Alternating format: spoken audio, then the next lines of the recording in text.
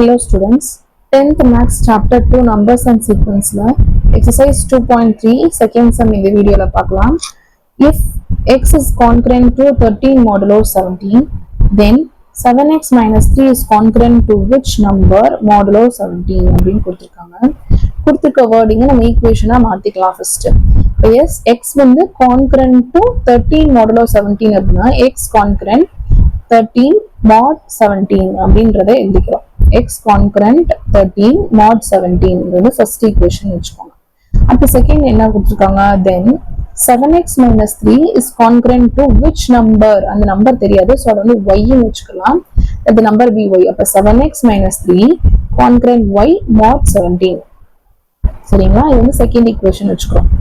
இப்போ என்ன பண்றோம் அப்படின்னா, அந்த ஃபர்ஸ்ட் ஈக்குவேஷன் வச்சு நம்ம எக்ஸோட வேல்யூ நம்ம கண்டுபிடிக்கிறோம்.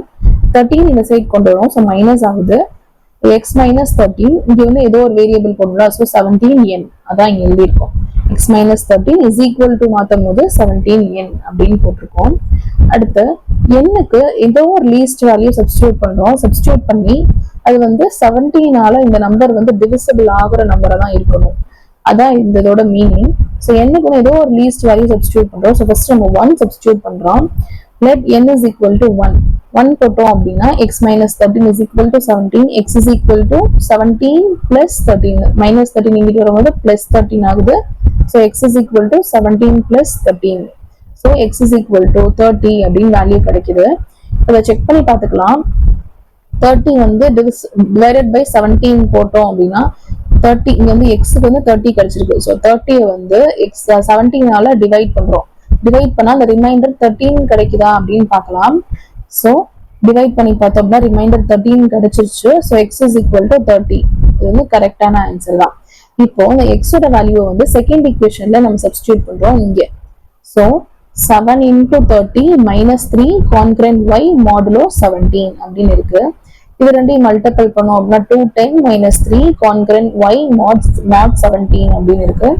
ரெண்டையும் மைனஸ் பண்ணோம் அப்படின்னா 2 mod 7 concurrent y mod 17. இப்போ இந்த 2 mod 7 வந்து 17ஆல டிவைட் பண்ணி பாருங்க. டிவைட் பண்ணி பார்த்தோம் அப்படின்னா ரிமைண்டர் 3 கிடைச்சிருக்கு. ஸோ இதுதான் எக்ஸோட வேல்யூ, ஒய்யோட வேல்யூ, சாரி ஒய்யோட வேல்யூ.